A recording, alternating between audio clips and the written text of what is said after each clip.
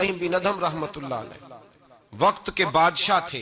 بہت بڑی سیٹ ہوتی ہے بادشاہ. ہمارے ملک میں جو وزیر اعظم ہوتے ہیں نا، وزراء اعظم، وہ بادشاہ نہیں ہوتے، وہ جمہوری لوگ ہوتے ہیں. چھٹی نام بھی کو دے تو 5 سال کے بعد چھٹی تو کرنی ہے نا. لیکن جو بادشاہ ہوتے تھے وہ مطلق ہوتے تھے، جب تک زندہ ہیں تب تک بادشاہ. حضرت ابراہیم ابن ادھم بادشاہ تھے، گھر میں سوئے ہوئے تھے. طبیعت میں روز خیال آتا تھا کہ اللہ اللہ ہونی چاہیے یار، یہ دنیا تو تھوڑے چند روزہ ہے. وہی لفظ جو ہم سارے نہیں کہتے، دنیا چند روزہ ہے. تو پھر بندہ پوچھے کتنے دن رہ گئے ہیں آپ کے پاس؟ کہتا ہے بڑی عمر پڑی ہے ابھی صحیح ہونے کے لیے. حالانکہ دنیا یہ روز کہتا ہے. اور تیاری کیا ہے؟ کہتا ہے بڑا ٹائم پڑا ہے. پتہ نہیں کتنا ٹائم رہ گیا بھائی، کون سا سٹامپ پیپر مل گیا ہمیں. تو حضرت ابراہیم بن ادھم کہتے ہیں میں بھی روز جھگڑا کرتا تھا اپنے آپ کے ساتھ. پتہ مجھے تھا سارا. روز تسبیح لے لیتا، تھوڑا سا وقت نکال لیتا، 10 منٹ، کبھی 1 گھنٹہ، کبھی چلا گیا، کبھی نہ گیا، کبھی کر لیا، کبھی رہنے دیا. تڑپ اندر بڑی تھی لیکن کوئی روٹین نہیں تھی. تو عادتیں بھی ساری وہی تھی، کھانا مرضی کا، سونا مرضی کا، پہننا مرضی کا، آنا جانا اپنی طبیعت کا، کوئی پابندی نہیں.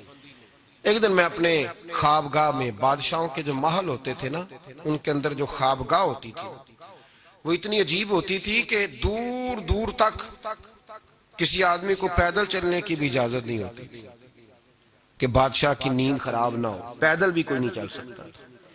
حضرت ابراہیم ابن ادھم فرماتے میں اپنی خوابگاہ میں بیڈ پہ لیٹا ہوا تھا. چھت پر کسی کے چلنے کی آواز آئی. یہ سیمنٹ کے چھت تو اب آئے ہیں نا، پہلے سارے چھت وہی ہوتے تھے جن پہ بالے پڑے ہوتے تھے. تو کہتے ہیں کسی کے چلنے کی آواز آئی تو میں نے زور سے آواز دے کے کہا، میں نے کہا کون ہے چھت پہ؟ طاقت ہی نہیں کسی کی چھت پہ کوئی آئے.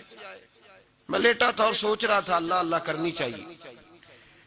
کون ہے چھت پہ؟ تو کہتے ہیں اوپر سے ایک شخص بولا، کہنے لگا ابراہیم میرا اونٹ گم ہو گیا، اونٹ تلاش کر رہا ہوں، اونٹ گم ہو گیا. تو حضرت ابراہیم ابن ادھم فرمانے لگے تو بڑا بیوقوف ہے، اونٹ کا چھت پہ کیا کام؟ چھت پہ اونٹ کا کیا کام؟ تو کہتے ہیں وہ بندہ اوپر سے بولا، کہنے لگا ابراہیم میں نہیں بیوقوف، بیوقوف تو ہے. اگر چھت پہ اونٹ نہیں ملتا تو نرم نرم بستر پہ خدا بھی کوئی نہیں ملتا. یہ تو جہاں تو تلاش کر رہا ہے نا کہ ادھر ہی آ جائے گا تو بات بن جائے گی، یہاں بھی کوئی نہیں ملتا. اٹھ، کوئی پابندی کر، کوئی اللہ اللہ کر. تو بھی نرم نرم بستر پہ تلاش کر رہا، توڑ اس بت کو، باہر نکل، پتہ تجھے سارا ہے.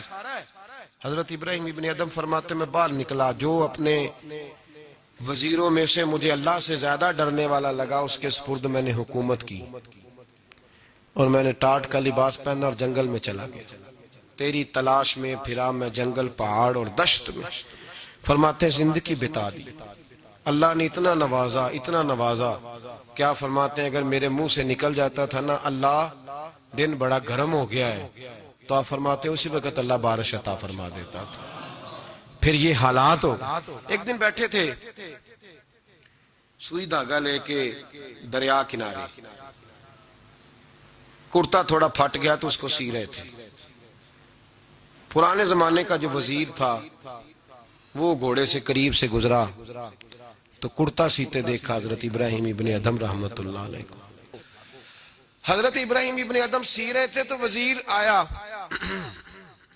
دیکھا اور دیکھ کے کہنے لگا حضور دیکھیں نا آپ کتنے پریشان ہیں، کرتا سی کے دینے والا بھی کوئی نہیں. کتنی اچھی بادشاہی تھی، آپ اشارہ کرتے تھے ہزاروں کرتے آ جاتے. حضرت ابراہیم ابن ادھم نے اس کی طرف دیکھا تو جواب کوئی نہ دیا. دریا کنارے بیٹھے تھے تو وہ سوئی ہاتھ میں تھی، وہ دریا میں ڈال دی اور کہنے لگے او دریا کی مچھلیوں ذرا میری سوئی تو واپس کرو. دریا کی مچھلیوں سوئی تو دو. ہر مچھلی اپنے منہ میں ایک ایک سونے کی سوئی لے کے آ گئی، ایک ایک سونے کی سوئی لے کے آئی، سونے کی سوئی لے کے آئی. حضرت ابراہیم ابن ادھم فرمانے لگے اور جانے دو یہ سونے کو تو میں لات مار کے آیا ہوں، مجھے میرے والی سوئی دو، وہ جو زنگ آلود تھی. تو ایک مچھلی وہ سوئی لے کے آئی، آپ نے پکڑی اور پھر دیکھا وزیر کی طرف، کہنے لگے وہ بادشاہی اچھی تھی یا یہ بادشاہی اچھی ہے؟